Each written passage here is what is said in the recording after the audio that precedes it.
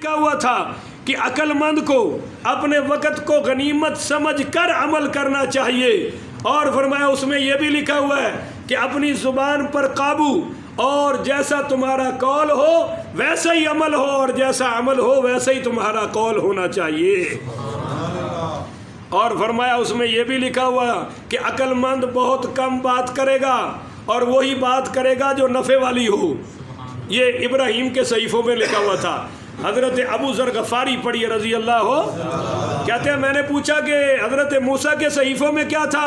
فرمایا وہ عبرت دینے والی تحریروں کا مجموعہ تھا، اس میں لکھا ہوا تھا کہ مجھے تعجب ہے اس شخص پر جو موت کا یقین رکھتا ہے پر پھر بھی نیک عمل نہیں کرتا، اس پر تعجب ہے جو تقدیر کا یقین رکھتا ہے پھر بھی مال دولت کے لیے پاگل ہو رہا ہے، ہائے اور وائے کر رہا ہے۔ اس کو یقین رکھنا چاہیے جو مقدر میں لکھا ہوا ہے وہ جاتا نہیں، اور جو مقدر میں نہیں ہے وہ ہمارے پاس آتا نہیں ہے۔ اور حضرت موسیٰ کے صحیفوں میں لکھا ہوا تھا کہ دنیا کی بے ثباتی دیکھ کر اس کو سب کچھ سمجھتا ہے، پتہ ہے کہ دنیا مٹ جائے گی پھر بھی دنیا میں مست ہے، اور قیامت کے دن کو حساب کو جانتا ہے پھر بھی عمل کرتا۔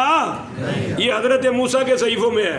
حضرت ابو ذر کہتے ہیں کہ میں نے کہا عرض کیا یا رسول اللہ، اگلے انبیاء کی کتابوں میں جو تھا اس میں سے کچھ ہماری کتابوں میں بھی آیا ہے؟ تو پھر حضور پاک نے پڑھا قد افلح من تزکا وذکر اسم ربہ فصلی بل تؤثرون الحیاۃ الدنیا والآخرۃ خیر وابقی ان ھذا لفی الصحف الاولی صحف ابراہیم و موسیٰ۔ اس کا ترجمہ میں آپ کو کسی وقت بتاؤں گا۔ اچھا جی، حضرت ابو ذر کہتے ہیں کہ میں نے کہا یا رسول اللہ مجھے کچھ وصیت فرما دیجئے، تو آپ نے فرمایا میں تجھے اللہ سے ہر وقت ڈرتے رہنے کی وصیت کرتا ہوں، یہی تیری اعمال کی روح ہے۔ بولیے یہ تیرے اعمال کی روح ہے۔ میں نے کہا یا رسول اللہ کچھ اور بھی فرما دیں۔ آپ نے فرمایا قرآن کی تلاوت اور اللہ کے ذکر میں مصروف رہا کر، یہ تیرے لیے آسمانوں میں تیرا ذکر کرائے گا اور زمین میں تجھے نور عطا فرمائے گا۔ میں نے کہا یا رسول اللہ کچھ مزید وصیت فرما دیجئے۔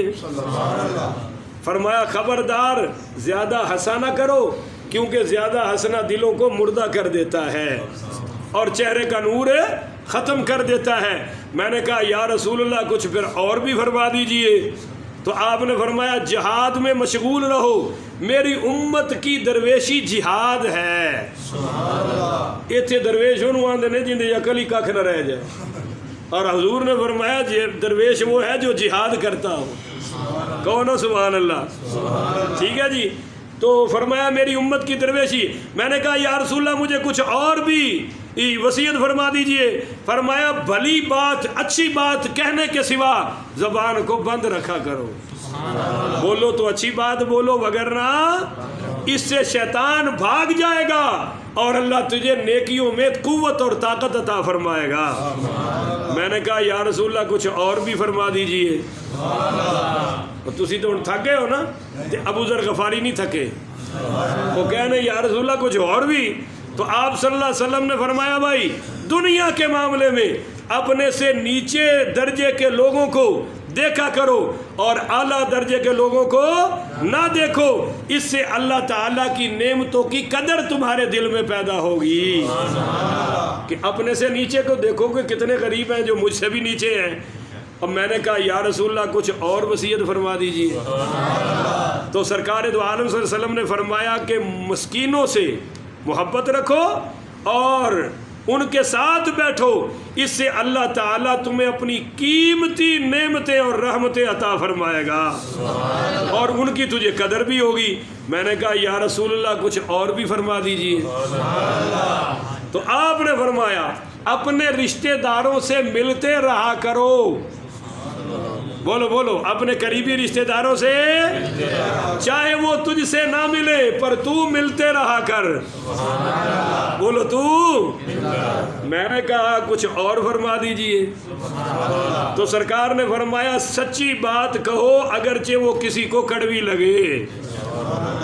تو میں نے کہا یا رسول اللہ کچھ اور نصیحت فرما دیجئے۔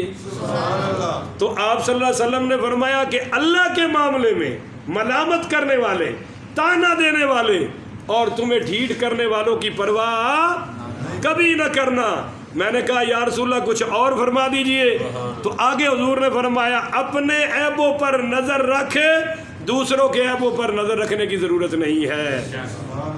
پھر نبی کریم نے میرے سینے پر اپنا ہاتھ مبارک رکھا اور ہاتھ رکھ کر فرمایا ابو ذر، تدبیر منزل، تدبیر کے مانند کوئی عقل مندی نہیں ہے، یعنی سوچنا، پلاننگ کرنا کہ میں یہ کام کس طرح کروں، اس سے بہتر کوئی بھی عقل مندی۔ اور سینے پہ ہاتھ رکھ کے فرمایا حرام سے رک جانے سے بڑھ کر کوئی پرہیزگاری نہیں ہے، حرام چھوڑ دینے سے بڑھ کر کوئی پرہیزگاری۔ اور آخری بات فرمایا کہ اچھے اخلاق سے بہتر نسب کوئی نہیں ہے۔ ایک نسب تو یہ ہے نا کہ میں سید ہوں، آپ ارائی ہیں، جٹ ہیں، کوئی کچھ ہے، ایک یہ نسب ہے۔ فرمایا اچھے اخلاق سے بہتر نسب کوئی نہیں ہے، یعنی میٹھے بول میرا پہچان بن جائے، اچھے اخلاق میری یہ اصل خاندان اور برادری بن جائے، جیسے اللہ نے ہمیں نماز کی برادری بنایا ہے، جیسے اللہ نے ہمیں مسجد کی برادری بنایا ہے، جیسے اللہ نے ہمیں یہ درس قرآن کی برادری بنا دی ہے، جیسے اللہ نے ہمیں اسلام کی برادری میں شامل کر دیا ہے، اللہ نے ہمیں ایمان کی برادری میں شامل کر دیا ہے، اللہ نے ہمیں حضور کی امت کی برادری میں شامل کر دیا ہے، اور انشاءاللہ ہمیں یہ برادری جنت میں لے کے جائے گی۔ اللہ سے دعا ہے کہ اللہ تعالیٰ مجھے اور آپ کو عمل کی توفیق عطا فرمائے۔ آخر ودعوانا ان الحمدللہ رب العالمین۔ اس حدیث